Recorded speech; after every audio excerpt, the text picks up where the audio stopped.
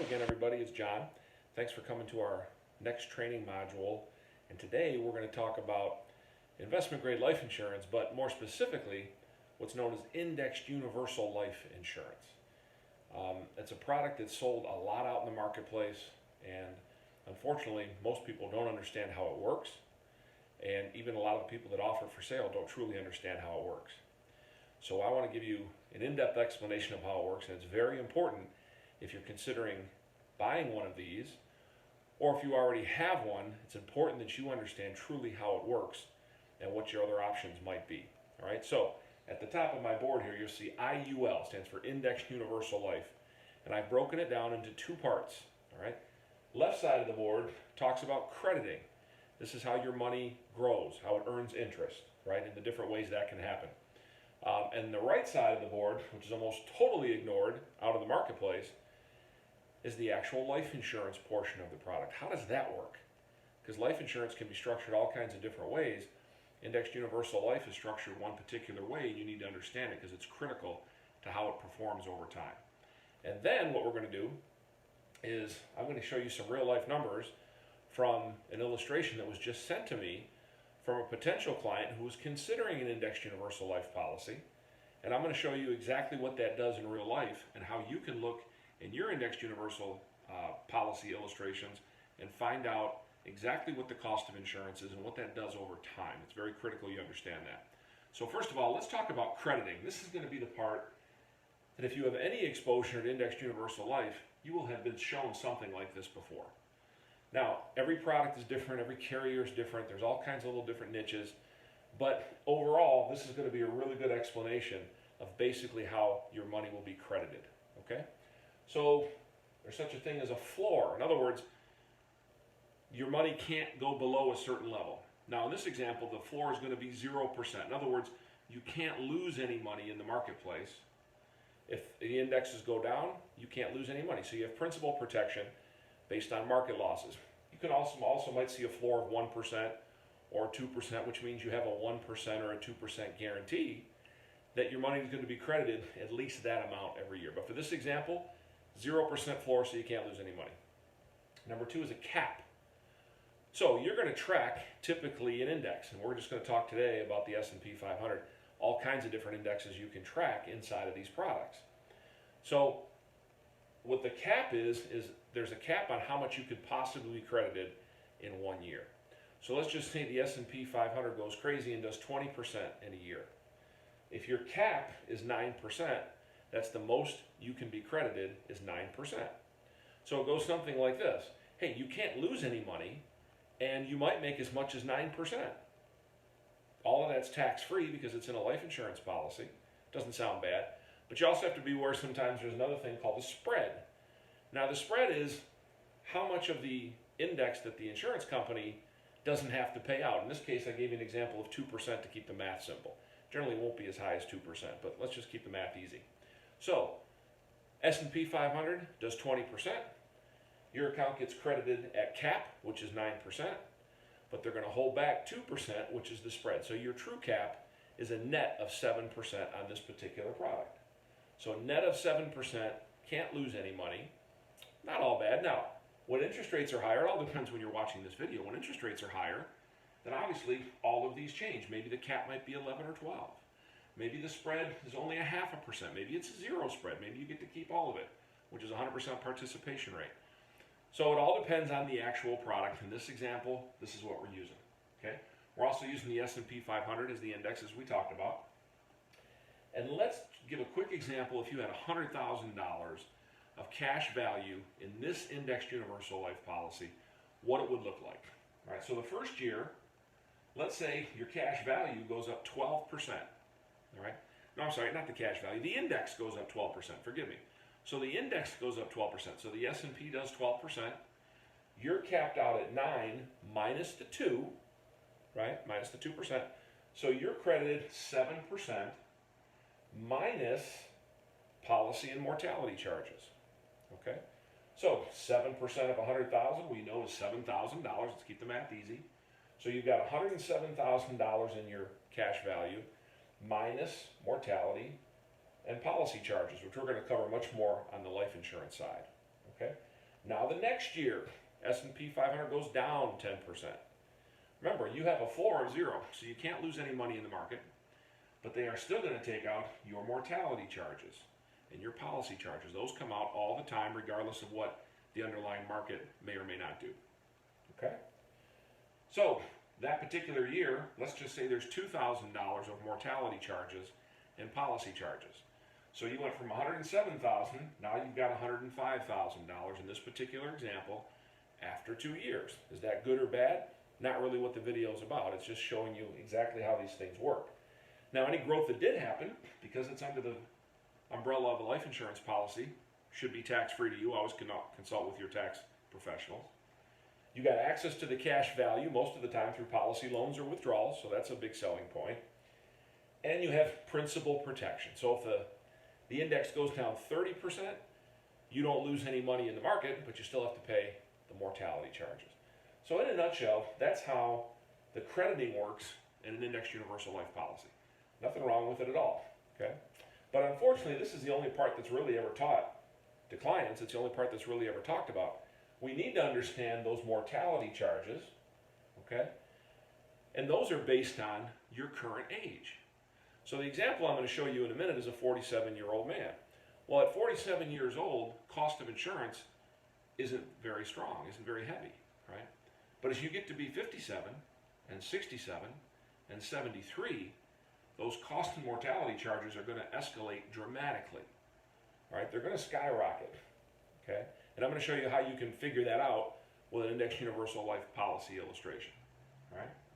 So, kind of think of the life insurance portion as a term policy, because that's how term insurance does. If, as we get older, the cost of that insurance goes up for a term, and when we get older, we start getting towards the tail end of our lives, that cost of insurance gets exorbitantly expensive.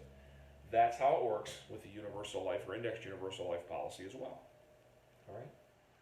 So, how do we find out what the cost of insurance is? Because sometimes it's very difficult to find out what the true cost of insurance is inside an indexed universal life policy. So, what you have to do is you have to go to the guaranteed ledger. Now, this is not the ledger that shows all the index growth, all the, the possibilities with index growth. It's just the guaranteed ledger that will show you your guarantee, which in this case we say 0%. So it'll show you what the money does if it gets no credit, and it'll show you the mortality charges because the cash value is going to be affected by those mortality charges. So to determine what the true cost of insurance is, we can't have it muddled up with all kinds of credit that might happen from the indexes. Now, please don't let me mislead you, or don't think for a second that your policy won't receive credits in some years. Many years it might cap out. So don't put in the comments section that, hey, you forgot to talk about credits. No, but to find the cost of insurance, you need to use the guaranteed section. All right, so let me talk to you very quickly. Act like this is a live class. I got to grab something off my desk. All right, so let me show you a real life policy that a client just sent me and show you what it does. It's going to be very illuminating.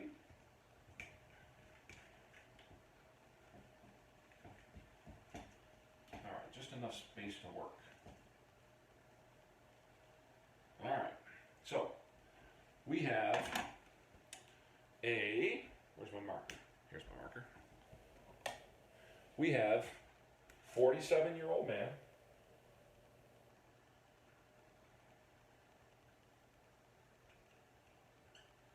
All right, and he is considering putting in an upfront lump sum payment of $82,000 because that's what he has available. That's what he's thinking about doing this program with. And then he's going to do $18,000 a year, but he's going to break that down into $1,500 a month. Okay? So the first year, if he puts in $82,000 plus the $1,500 a month, that's another $18,000. So year one, it's not going to be $82,000. Over the course of year one, he's going to put $100,000 in. All right? So he puts $100,000 in. He's going to have starting, this is off a real life illustration. And by the way, guys, the company doesn't matter. the structure of these is the life insurance structure is going to be very similar no matter what carrier you go to. There'll be much bigger differences on the crediting side. Okay? This is just the structure of a universal life policy. The underlying insurance is basically based on term insurance. Okay? So he's going to have, at the end of the year, he'll have put in $100,000. He'll have cash value, CV, of about $76,000, which isn't bad at all. Okay? But now here's some interesting things. Pay attention now. Year number 2, he puts in another $18,000. And his cash value remains at $76,000 in the guaranteed portion. So what does that mean? Well, let me see. I put in $18,000. I had $76,000. I put in another $18,000, and it's still only about $76,000. What happened? That tells you that the cost of insurance that particular year to maintain this policy, by the way, this was about a $2.2 million DB or death benefit. So the cost of insurance on that, and this the way it was structured, which by the way was too top heavy, too much money going in, not enough up front, not enough going in subsequent years, but that's a different video. But it's basically $18,000. How do you know? Because I put in 18 and my cash value stayed the same. So they took out mortality charges of about $18,000. That was in year number 2 when he's only 48 years old. Okay, now I need to pull out a cheat sheet, so hang on. Bear with me. All right. So let's go to year 5. In year 5, he puts in, now keep in mind, he's been putting $18,000 in. Year 3 still has about $76,000 cash value. Year 4, still 70, now a little bit less cash value. In other words, the cost of insurance is escalating. And that $18,000 premium is just breaking everything even. Now, starting in year 6, he goes from $76,000 to $74,000. So he puts in $18,000 this entire time. So let's do this. $18K every year. Okay? But his cash value keeps going down. So let's go 10 years in. Between the $100,000 the first year and all the other $18,000s, put in $262,000, and the cash value is about $65,000. So let that sink in for a minute. You put in $262,000, cash value is about $65,000. Now, will that be the case? No, it won't be the case, because there is going to be some growth during those 10 years. Some years there won't be, but many years there will be. So you should have more than $66,000. That's not what this video is about. It's about trying to find out what the cost of insurance is and what it's doing over time. And the only way to do that is to take the growth out of the policy and just see what's happening with the actual mortality charges, and that's going to be on the guaranteed ledger. Okay? Now, let's go 15 years in. You have put in $352,000, and there's let's just call it $33,000 even for cash value. So you put in $352,000, you got $33,000 left. $320-some thousand you've paid out is your cost of insurance over 15 years to maintain that little over $2.2 million death benefit. And by year 17, there's no cash value left. And by year 18, the policy implodes, there's no cash value, and there's no death benefit. Again, will it happen in year 17? No, probably not, because you're going to have growth. It'll buy you some more time. But remember, every year you get older, year 18, year 19, the cost of insurance is skyrocketing. So let's go back to year 15. That year, you put in $18,000, and your cash value went down $10,000 that year. Wait a minute, I put in $18,000, my cash value went down $10,000, so my mortality charges were about $28,000 that year alone. And you're only, at that point, 61 years old in this particular illustration. You see, folks, this is what happens kind of unbeknownst to people, that those mortality charges, because it's a term insurance policy, they're skyrocketing over time. Now, we deal with indexed universal life, but we deal with not indexed universal life, we deal with investment grade life insurance, but we use a whole life platform, because the whole life platform, your cost of insurance is locked in at your current age at 47 years old. It will not be going up. And at some point in the future, you can pay up that policy where no more mortality charges will be taken out. You can't do that with indexed universal life. So again, don't think that you're not going to get growth and it's going to be as brutal as I put on the guaranteed section, because it won't be. But ask yourself, do you want to be responsible for $28,000, then next year $31,000, the next year $34,000 mortality charges to maintain that policy? Because that's what's going to start happening. Is there's no more cash value, the $18,000 isn't going to cover it, and it's going to implode. All right. So thanks for tuning in today. Now, here's the good news. The good news is if you saw this like this client did before he set it up, no problem. He's not going to set this up. We're going to set up a proper product for him. If you're already involved with something like this, another problem with these is many of them have heavy surrender charges in that first handful of years, sometimes up to 10, 12 years. So you have to ask yourself, is it worth the surrender charge to get out from underneath it and get into a policy that you can lock in the costs and stop this treadmill of, the mortality charges just eating you alive? That's called a 1035 exchange, and we just did one for a client a couple weeks ago who did not know this is how it worked. When we showed him this is what happened, he didn't want to do that. Now, there are some times to use this. Sometimes we might use this in a premium financing situation, and the client knows that the cost of insurance is going to go up, but he's only going to be in it for 10 or 15 years, and then he's going to close down the policy anyways, because he doesn't care about the death benefit. He doesn't care about that. He basically wants that tax shelter over a period of time. As long as you understand that, and that's what your plan is, nothing wrong with this. But if you're planning on keeping this into your 70s, 80s, and 90s and think it's going to be an income source for you, you can see that's going to be almost impossible to do. All right? So there's some times we might use it. Otherwise, we generally try to stay away from it. We just want to educate people on how it works, and then you be the judge of what you want to do. But if you do have one, we can do what's called a 1035 exchange and get you out of that into a properly designed investment-grade whole life policy that's not going to have that skyrocketing cost of insurance. All right? So I hope we helped you out today. Thanks for stopping by. Send this video to somebody you know that you want to help. And also, watch the other videos in the series. We think you'll like them. Again, this is John Jamieson. Thanks for stopping by today. We'll talk to you soon.